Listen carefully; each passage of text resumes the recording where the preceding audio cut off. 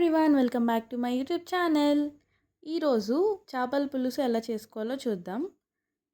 First మనం దానికి ఒక స్పూన్ జీలకర్ర అలాగే ఒక స్పూన్ ధనియాలు వేసుకుని, దాంతోపాటు ఒక 2 ఆనియన్స్ వేసుకున్నా నేను కట్ చేసుకుని. ఇవన్నీ కచ్చాపచ్చాగా మిక్సీ పట్టుకోవాలన్నమాట. తర్వాత ఇంకో 2 ఆనియన్స్ ఏమో ఫిష్లోకి వేసుకోవాలి. అలాగే దాంతోపాటు ఒక 4 to 5 వరకు పచ్చిమిర్చి, ఒక 4 స్పూన్లు కారం, ఒక స్పూన్ పసుపు, అలాగే తగినంత సాల్ట్ వేసుకొని మనం ఇందాక కచ్చాపచ్చాగా గ్రైండ్ చేసి పెట్టుకున్న ఆనియన్ పేస్ట్ అనేది వేసేసుకోవాలి.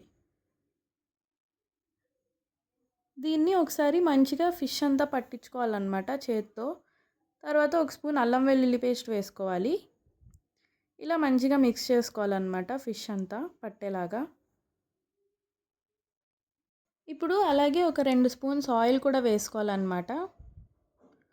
ఆయిల్ కూడా ఒకసారి వేసుకుని మిక్స్ చేసేసుకోవాలి.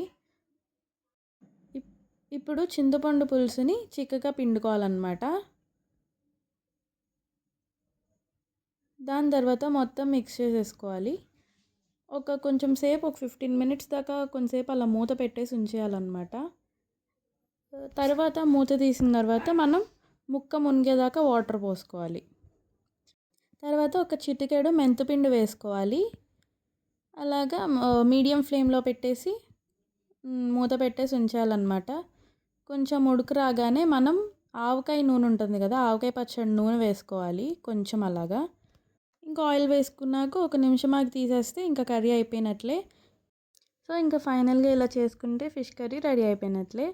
సో ఈ వీడియో కనుక మీకు నచ్చినట్లయితే please like, share and subscribe. Thank you for watching.